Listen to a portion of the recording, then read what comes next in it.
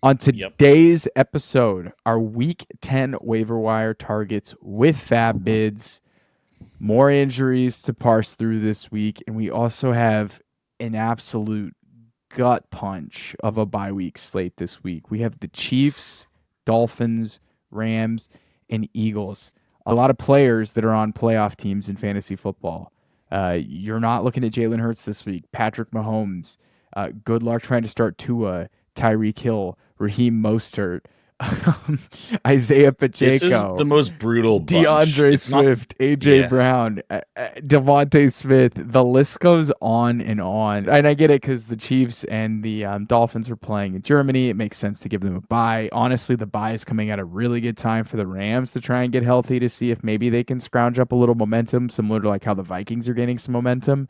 But dude, brutal bye week for fantasy. It just Yeah, pretty gross. It's going to be a challenging one for yeah. You mentioned at least a dozen players there that are probably on playoff rosters, or you're in the mix of things, and it's like, all right, cool. Let me go try to win a game without AJ Brown this week. So it's like, all right, this should be fun.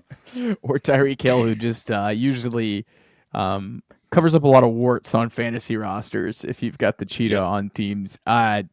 And bad news, mean team. The waiver wire this week is pretty bleak. It's We're not gonna do our fun. best. We're gonna do our best out here. It's not a great time here. It's pretty bleak.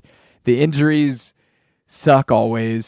Some big ones. We're gonna get to those in a second. But it's not like earth-shattering injuries like we had in like week 5 and week 6. It's mostly just buys that we're dealing with.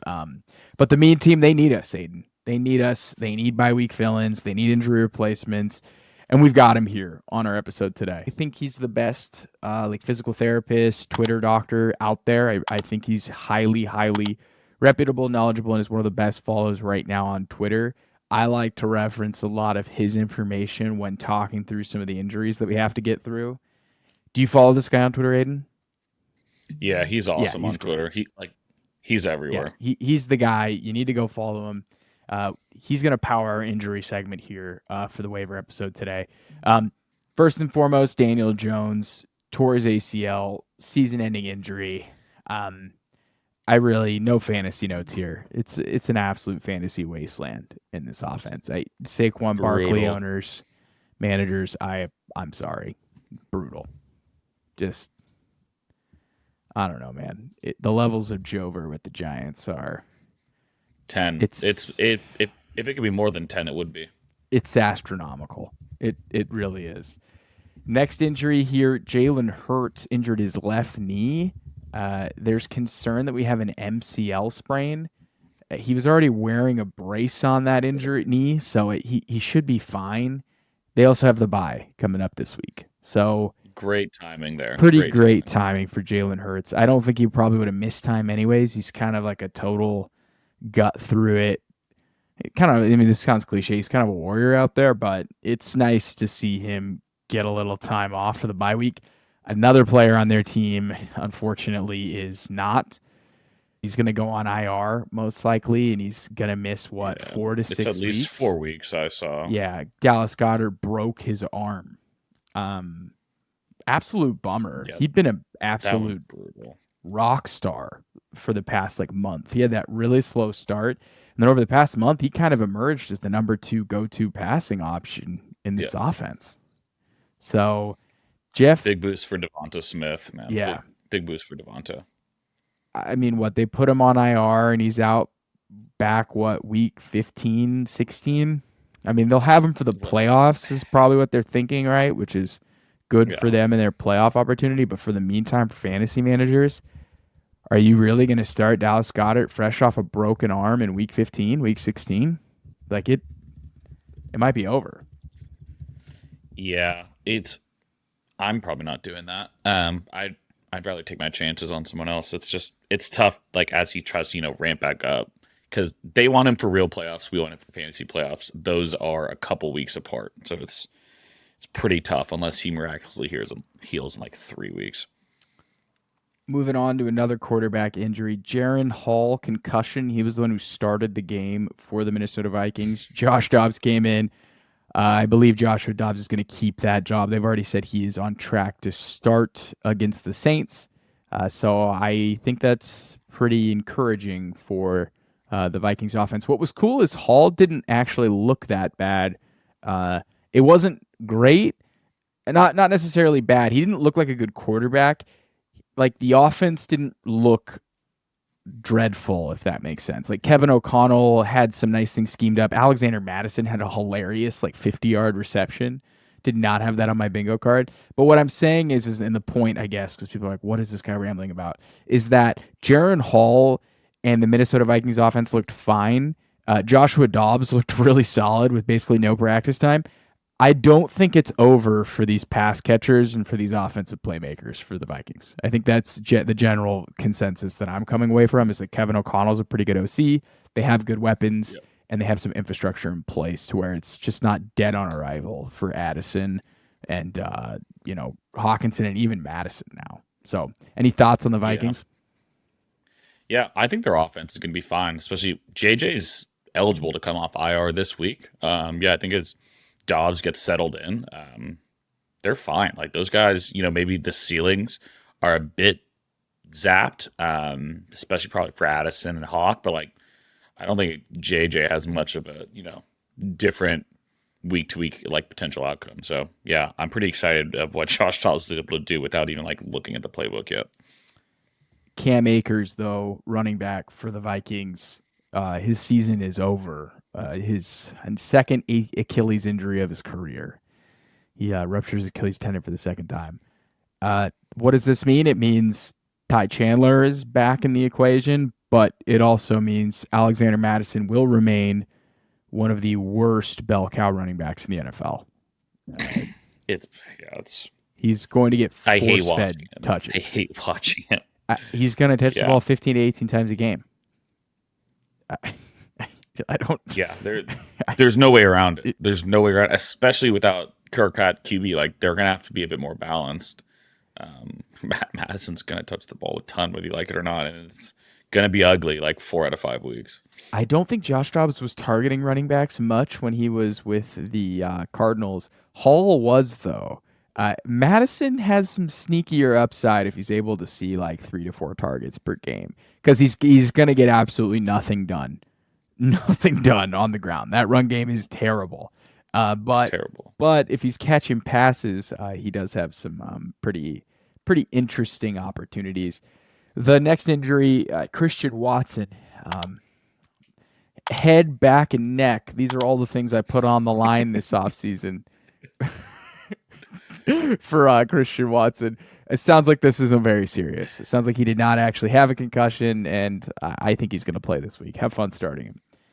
Treylon Burks has a concussion. That was a really scary injury on Thursday night. He entered the concussion protocol after Thursday night. I don't really think he's on many rosters as is. There's some Kyle Phillips buzz, if that's your cup of tea, if you really like Nick Westbrook Akine. If anything, it just means more touches for Hopkins, the King, and probably Tyjae Spears. I'd say that he gets a little trickle-down impact with Treylon out. Josh Downs, rough. They ruled him out with a knee injury. His MCL sprain, I guess. Jeff thinks that he has a mild to moderate MCL sprain. They're expecting a 10 to 15% production dip upon return to play. Kind of a bummer. He was a game-time decision played, and then they held him out. So you don't love that. Do you think Downs is going to miss a couple weeks? It kind of feels like he's going to miss a couple weeks. Yeah, it kind of feels like it. You might as well. If he's not healthy, and they didn't feel like he was able to go that week, what's to say? Just sit him out another week or two until he's actually usable. If not, you trot him back out there, he re-injures it, and you potentially lose him for the rest of the year. It's just, I don't think there's much benefit. The Colts aren't doing a whole lot too, so I don't know. I'm probably sitting him. KJ Osborn concussion.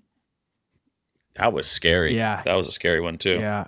I mean, this just means Jefferson, if he comes back, more opportunities for him. Means more opportunities Brandon for Jordan Powell. Addison. Yeah, Brandon Powell. And more dump-offs to Alexander Madison. Somehow, some way, all roads lead back. He's inevitable to Madison. Last one here. This one happened before Sunday's games. Josh Palmer ended up on the short-term IR. He's going to miss the next 4 weeks. If there was ever an opportunity for Quentin Johnston, ever.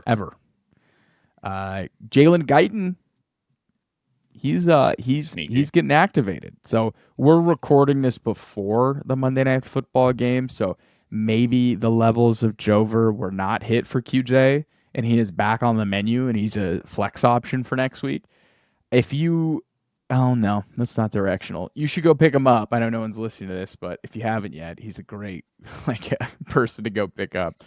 Guys that are coming off of IR, we're gonna have Devon Achane week 11. We may have Khalil Herbert week 10. Pat Freiermuth is on track to come back week 11, week 12. Justin Jefferson is on track to come back week 10 and 11. They're now in the playoff hunt, so we're expecting him to come back. You missed him. And Justin Fields. Justin Fields is supposed to be coming back week 10. I would love that. My best ball teams would absolutely love that. That'd be phenomenal. And also Zay Jones. Zay Jones might be back in week 10. So that's fun. Some things are coming around a bit. Some things are coming around. It wasn't the worst week. No.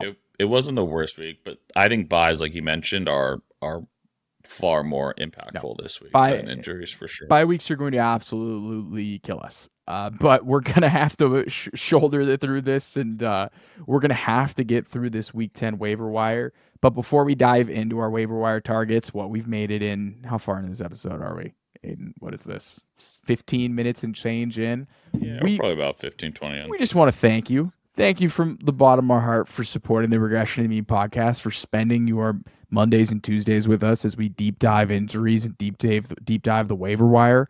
If you haven't had a chance yet, we'd really appreciate it if you can go ahead, like this video, subscribe to this channel, hit the subscribe button, and really drop any of your start-sit decisions, add drop questions, put them all in the comments. We go through it all. We want to be here to support you and help you out, the Mean Team. We are marching towards our goal of 1,000 subscribers before the end of the season. We're at 650. We'd love to get there to 1,000. We want to continue to make content for you guys. We've made over 100 episodes. We want to make 100 more. It's important that if you're following us, you're watching us, jump on the train, hit the subscribe button. The podcast, the channel wouldn't be anything without you guys. So seriously, thank you for being a part of the Mean Team. If you are new to our Waiver Wire show, first off, welcome. Welcome, Aidan. Come on. Welcome the people. Good to have you. Good to have you. Take a seat, man. It's going to be a good time. Take your hat off. Take your coat off. And second, we are looking for guys that are under 35% ownership on Sleeper. If you are a veteran of these episodes, you also know that sometimes we cheat and we find guys that are over 35% because we think they're too important not to go after. Aidan, we're going to start at running back this week. Why don't you give us your top waiver wire ad for week 10? This is a tough running back week. I think the no-brainer is Keaton Mitchell. The dude was absolutely shot out of a cannon yesterday. Like, just showing the burst and just a much different type of back in that running back room. 9 carries, 138 yards, and a touchdown. 18% snap usage, is not the biggest green flag here, but no. You saw him and you saw what he can do when he touched the ball. So you've got to think that's going to translate into more touches. How does that running back room look is a total question mark. Gus Bus has been fine.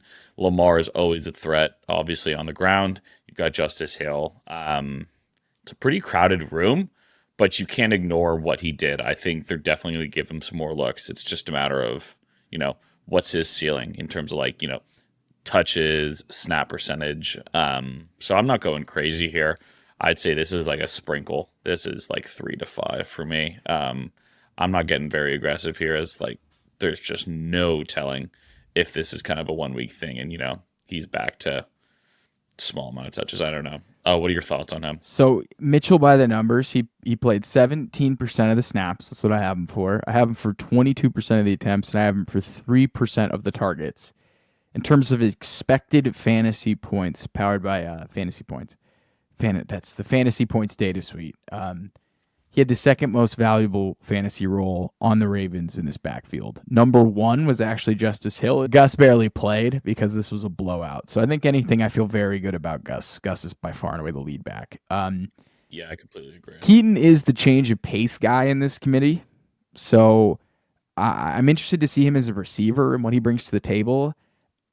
It's kind of like Kirkland brand Devin A-Chain, in my opinion, is what you're getting here. Kind of 5'8", undersized, shot out of a cannon athleticism, brings a nice element of explosiveness to this offense. Is 9 carries going to be the most he sees in a game this year? It could be very well. I don't think you're going to get a player that's going to have high usage. What you're going to need to bank on is super high efficiency. But with his size, that run game, his speed, Lamar, you may just have a guy who can hit home as a flex option in a pinch in this offense. However, if something were to happen to Justice Hill and Keaton Mitchell's getting 30 to 40% of the totes in this offense, wow. You are living Would be life. sweet. But remember, he started the season on IR and then he re-aggravated his hamstring. It's just something to keep an eye on. He's 5'8". He's a kick returner build. It's just I wouldn't pin your lapel. I wouldn't go put him in your starting lineup, but as a dart throw, come on. This is the exact type of player we like to take a chance on, especially at running back. I think a guy that I have next, he's not a guy that is going to get you as excited as Keaton Mitchell. Damn it, that was the second one I had, and I can't believe it. Yeah, I can't believe it. Givey, Antonio Gibson. I've got him at 48% rostered in sleeper. A lot of people dropped him. This was Aidan's milk was a bad choice award winner at the half season point for his worst offseason take. So Aidan's got a I can't quit you, Antonio. Tortured history with Antonio Gibson. He plays almost 50% of the snaps. Okay, so he gets a ton of playing time. However, he only sees like 15 to 20% of the team's rushes. So they really don't utilize this guy as a running back. However, he has an 8% target rate for a team that is on pace to have the most pass attempts of all time. And because of that, he's scored 11 fantasy points per game over his last 2. As you can see here, 5 catches in back-to-back games. I mean, he doesn't look bad outside of when he fumbles in terrible situations that are backbreaking. Yeah. His defense also sucks. So I think they're going to be in a ton of positive, pass-happy game scripts, and Antonio Gibson is going to see a decent amount of targets. And if he catches all of his targets and gets some yardage in a situation where you have to bench half of your fantasy players because they're all on a bye this week, it's kind of like the ideal fill-in. So I would probably put more on Mitchell than I would on Gibson because I'm willing to pay up a bit more for Keaton Mitchell in terms of FAAB because of his upside.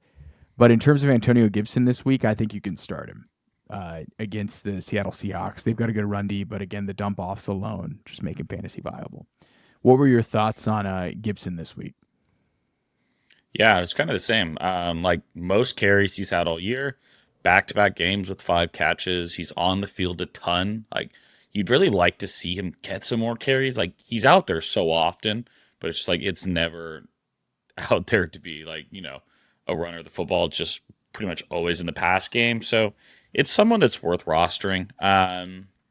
You could start him. I think his pass catching upside lately gives you like a pretty safe, 5 to 8 points, even if like it totally flops.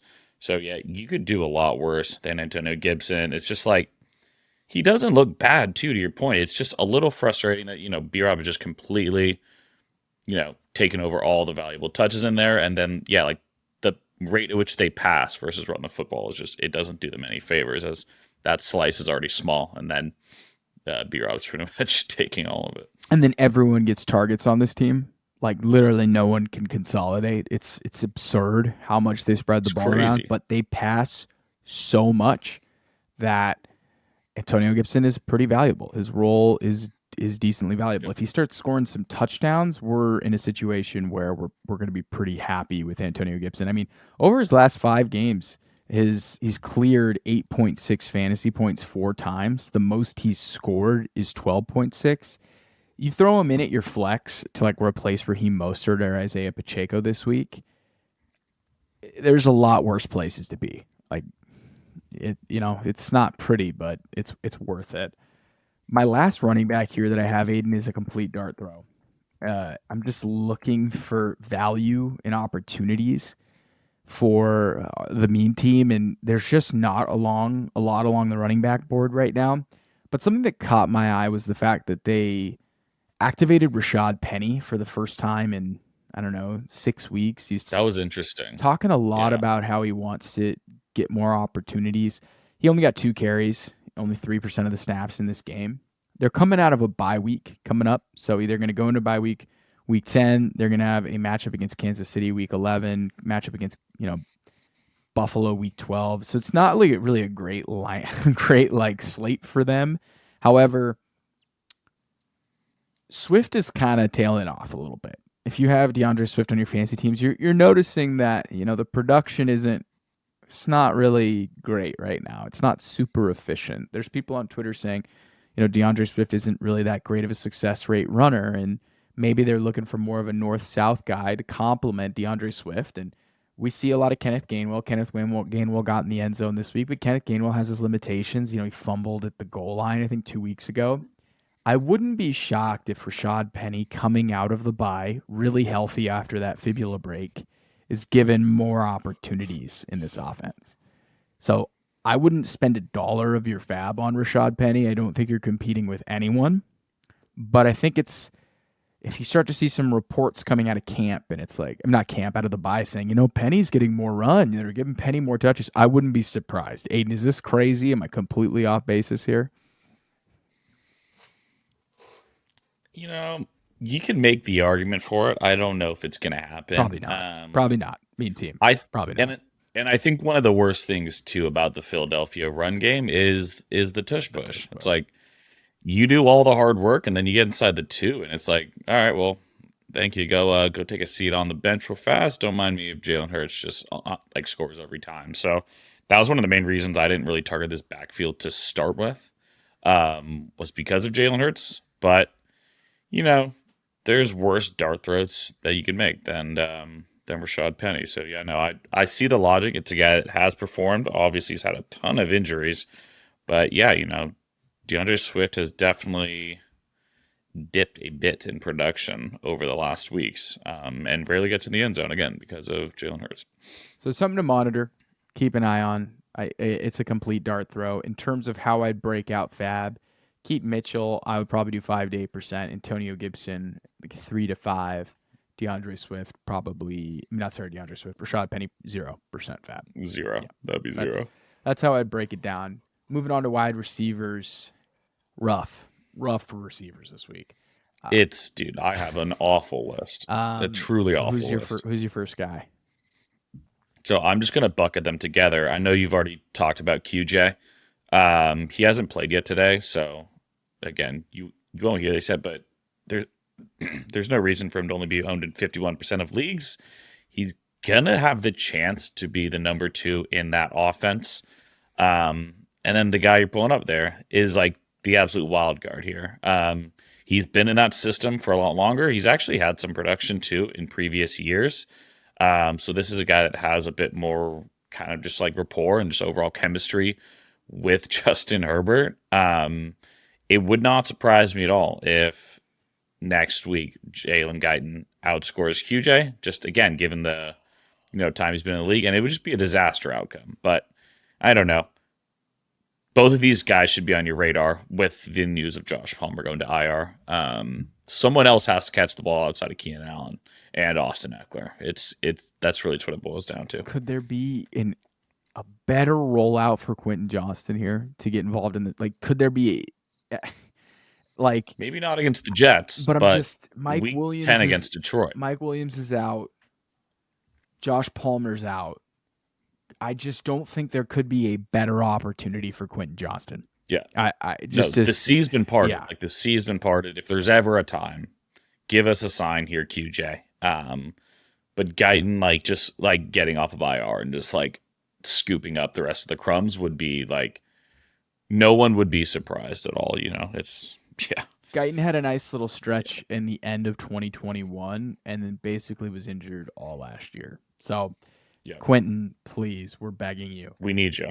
We need you. My number one ad, no shock, I can't quit him, is Wandale Robinson. So Oh man. Oh, look, Dimes is out, Waller is out. I think they're going to play Wandale and Jalen Hyatt a ton of snaps, and I think they're going to benefit from playing in some truly Yeah, they horrific, should. horrific game scripts. Like, we're talking they're down 20 points, and it's just garbage time galore.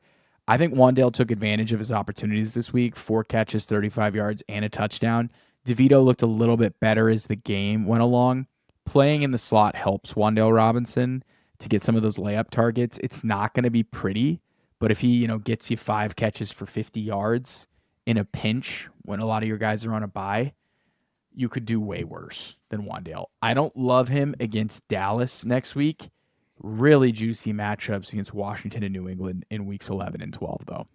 So I know it's disgusting. I know it's a giant. Yeah. It's a giant. I've got him on a couple rosters, but yeah, like the QB play is super hard to like talk Navigate. yourself into. Yeah. Another receiver that I like, and I've mentioned him 4 You times won't on this quit him show. either, too. And he plays with another really bad quarterback, is Jayden Reed, the rookie with the Green Bay Packers.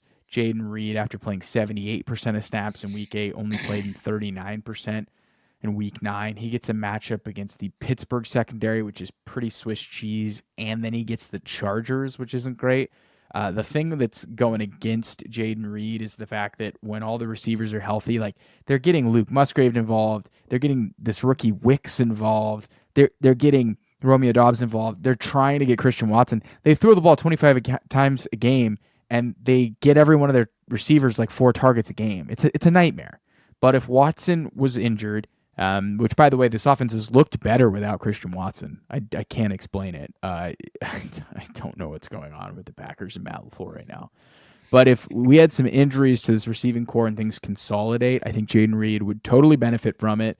He's one of the receivers that Jordan Love is able to accurately get the ball to, which is saying something because Jordan Love's been super inaccurate this season. So I'm going to keep recommending Jayden Reed. Don't get your hopes up, but I think he's a great bench stash. And then the last receiver that I have here, Aidan, and this is indicative of this stinky waiver wire, is Khalil Shakir. He's scored 15 points in Week 8. He scored 9.7 PPR points in Week 9, 10 targets over his last 2 games. Shockingly, a lot of mouths to feed in this offense now that Kincaid's going, and Gabe Davis gets his targets, and Stephon Diggs, if he doesn't get his 10 targets, has a tantrum. So it's tough, but Shakir has clearly taken over the slot role in this offense, and that's been a valuable role with Josh Allen over the years. He's worth a bench stash. At least he's not playing on one of the worst offenses in the league, like a lot of these other receiver recommendations outside of QJR. I've got 2 more guys that are tied to good quarterbacks. The first is Rondale Moore. I could see a late season bump with the return of Kyler Murray. I don't think the QB play this year has really done him any favors, but if you've got a deeper bench, I don't hate Rondale at all. I think him and Kyler could get something going. Obviously, Marquise is going to be the number 1 in that offense, but I see Rondale, just given his established chemistry, being the second option ahead of Michael Wilson and Trey McBride. The last one I have, which kind of feels like fool's gold, but then I was looking at like the last couple of games, like he's kind of starting to string something together, is Noah Brown. Wow. I didn't even realize Robert Woods was really out these days. Yeah, foot injury. It's just like I kind of just like keep forgetting about him in general. But you look at the last couple of games since he's been out, man, 5+ targets in 3 games in a row. Obviously, just had a monster game. I don't think that's sustainable, but I think the amount of snaps he's playing and the amount of targets he's playing, paired with CJ Stroud, just being that dude, is something to keep an eye on. This felt like a guy that was just kind of always like caught in the mix in Dallas, just like behind too many talented players. And it feels like he's kind of getting a chance right now to shine as that wide receiver 3. So this is an interesting one. Again, like, you're probably not bidding anything on Noah Brown. If you are, I don't think I'm going more than like 3%. No. But like, he looked really good yesterday. And again, yeah, like the opportunity last couple of weeks it's exciting. It's exciting a little bit. Yeah, you're tying yourself to CJ Stroud, which is nice. Yep. Yeah, I want to be tied to good QBs, man. That's just like my bottom line. I'm willing to go like, a slightly less talented player with a much better QB than vice versa. At the end of the day, if the QB can get you the ball, then who really cares? Yeah, I think that's good. I for my dart throws, I'm just looking for volume, right? That's where I'm Yep. going. Yeah. So Wandale, Quentin Johnston, Khalil Shakir, Jayden Reed, Rondale Moore, and Noah Brown. What Wandale like 3 to 5%, Shakir what like Yeah. 1 to 2%, Yeah. Probably around the Jayden same. Reed what 2 to 3%, 1 to 2 Two to percent. three. Quentin's the one. If he has a really nice game I'd go tonight, like 5 to 10 potentially. Yeah, depending on what he if does. QJ has a really Um, nice, if you're listening to this and it's like, oh wow, QJ had a touchdown or something, like he's gonna be the ad of the week. If he's yeah. out there. Rondale, I wouldn't make a bid on. You're gonna get him for free, and then Noah Brown probably for free too, right? I mean, maybe you got Yeah. somebody who's really is buying Yeah. the week over week hype, but Most of these guys are free, yeah, but with the buys and injuries, like who knows, man? You could see people in your league starting any one of these guys this week. quarterbacks. I had two. You have two quarterbacks. I've got two. They're going to be the same. Bet you got Baker. No, I thought about it.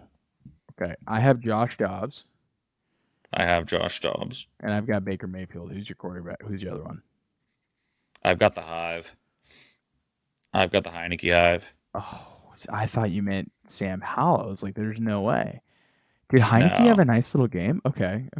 He's it's got kind of Arizona. decent, and they got Arizona, Okay. which was kind of my big highlight here. Okay. I think he's going to start the rest of the year there. Okay. He's just better. Like he's better than Desmond Ritter. I think.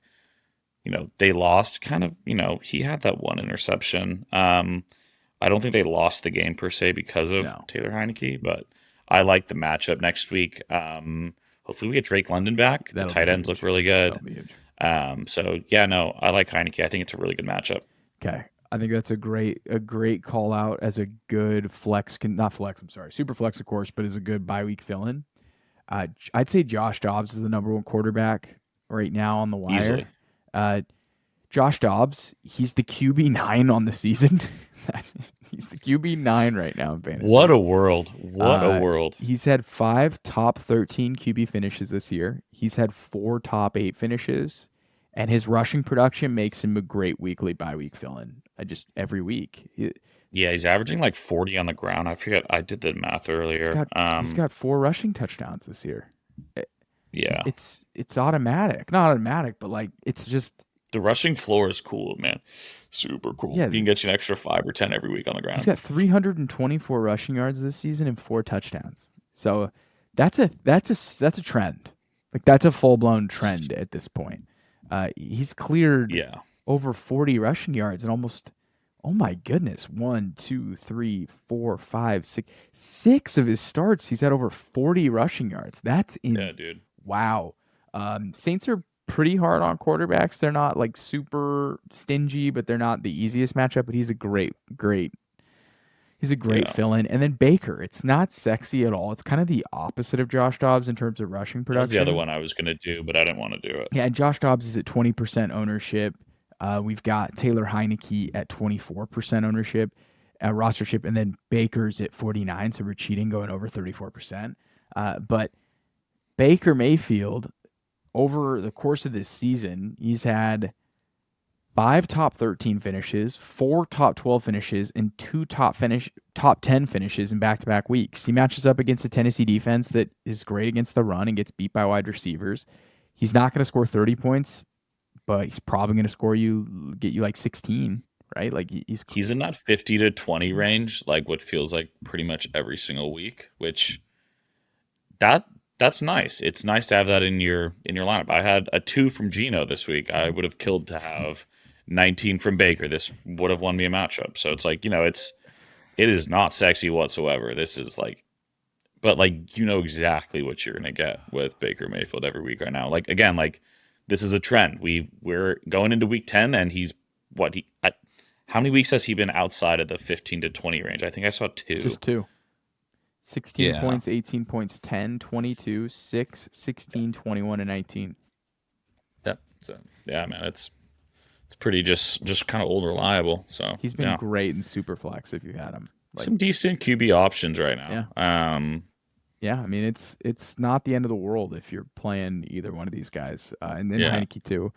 For Dobbs, what 1 to 2%? None of these guys over 3%, right? Like I would not put an aggressive bid. Unless like you're, I don't know, like Superflex or Superflex. Like we didn't lose any QBs this week. You've got to, I don't know, maybe like you're in a, like you've only got one QB and Jalen Hurts or Mahomes are on bye, and like like only one of these guys are out there. Like you might have to get a bit more aggressive. Like maybe upwards of like five. Kind of just depends on like your league and who else is in need, really.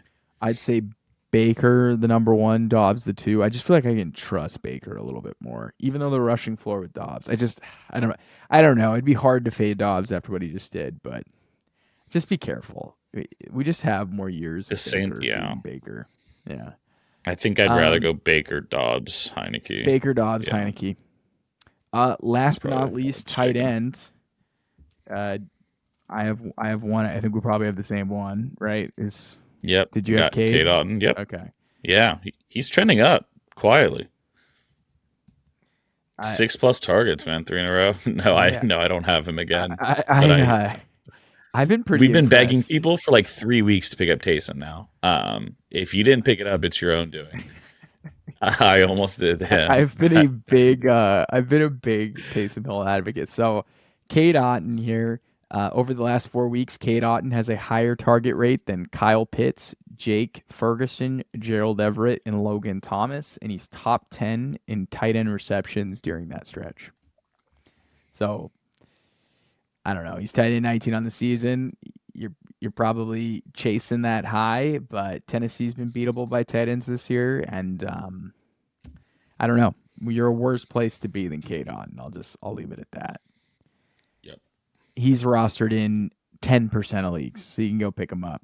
I'd say Hunter Henry, who's rostered in 34% of leagues, is one of my top options at tight end, though, because he's really one of the only viable pass catchers available in that offense still. Now that Kendrick Bourne and Devontae Parker are out, like he's actually a pretty decent player. And when he gets on the field and sees like over 70, 80% of the snaps, he produces and produces relatively well. Last week, 7 targets, 39 yards, and a touchdown. He's got a matchup against Indy this week, who's just been getting gashed by quarterbacks. He's playing in Germany, so that's fun. I don't know, though. He's a decent guy to throw in your lineup. I'd say Taysom, though, at 59%. Taysom Hill has as many fantasy points over the last 4 weeks as Travis Kelce. Taysom's legit, dude. We tried to get it going, man. Kamara returned, and he just awoke out of the like Syro chamber, whatever those things are called when you go to bed, man. He's back. The only other one, he's 33. Oh my god, that's hilarious. Canton, Ohio, the Pro Football Hall of Fame asked for his jersey because he became like one of the first players in forever that had 10 rushing touchdowns, 10 receiving touchdowns, and 10 passing touchdowns in his career. No, one of them was like 20. I think it was 25 rushing, and then 10 of the other two. It was I think it was 10, 25, and 10. He's like a 1940s football player. It's hilarious. And like he's pretty good at all three of them. Like he's good. Like he is good. It is really annoying, but he is good. He's a good player. Yeah. Who's last your one other tight end you have? Was Luke Musgrave. It feels like he's kind of like making his way back into MLF's good graces. Got home this week. Like he got if you look at weeks 4 and 5, he kind of went into the doghouse a bit. Like there were multiple clips of MLF just yelling at him on the sideline. Just for being a rookie and messing up. But 83% snap share, it's his highest since week 3. Got in the end zone. It was late, sure. Not a huge target share. But again, if Christian Watson is forced to miss any time, it feels like, I don't know, maybe he gets a bit of a boost here. It's kind of just going out on a limb right now. I don't know. Would kill for Christian Watson to take some of Luke Musgrave's slot snaps. Just let's make it easy. Just consolidate it. Please just put Watson in easier. But yeah, Musgrave's a great ad. Super athletic. Kind of a freak. Taysom is by far my priority here, though. I'm probably Taysom at this point. You could talk me into upwards of 10% of my remaining fab. That's a set and forget guy at this point. Dude, look at his last 4 weeks: 12, 16, 22. Otton would be my and second. 20. That is insane. 12, 16, 22, and 20. You could go up to like 10% with him. He's the tight end 9 right now. It's good, man. He's not really a tight end, which is awesome. Amazing. Imagine your tight end gets 3 targets a game. You're like, okay, that's pretty standard. Your tight end gets 3 goal line attempts per game. Yeah, that's pretty sick. Give me those. And also, and a couple pass attempts. Why not, too? it's just ridiculous. He's inevitable, dude. They've totally found their form. The Saints, like, they have this good offense, and it's just like the Taysom Alvin Kamara offense, and it's like it's so back. Like, it's like I'm back in 2019. It's back like we never left. I feel like I'm taking crazy pills now that these guys are still good with Sean Payton gone. It's kind of surreal. It's yeah. Tip of the cap to Carmichael, their OC. He's actually done a pretty good job. Yeah, agree. But that's it for the waiver wire episode. Hopefully you have better. It's slim out there, man. Than what we've got here. You might want to go make a trade. Like, swinging a trade is probably your best option to pick up anything useful. Either that or getting someone back from injury, or making a trade. Those are going to be your 2 best avenues for kind of loading up for a playoff run. Aidan, thank you for joining us. Appreciate it. Mondays with Aidan, Mondays with Holler. Gotta love it. And thank you, everybody, for tuning in. Again, if you have any ad drop questions, drop them in the comments below or tweet at us at RTM Fantasy. All right, everybody, thank you for tuning in. Until next time.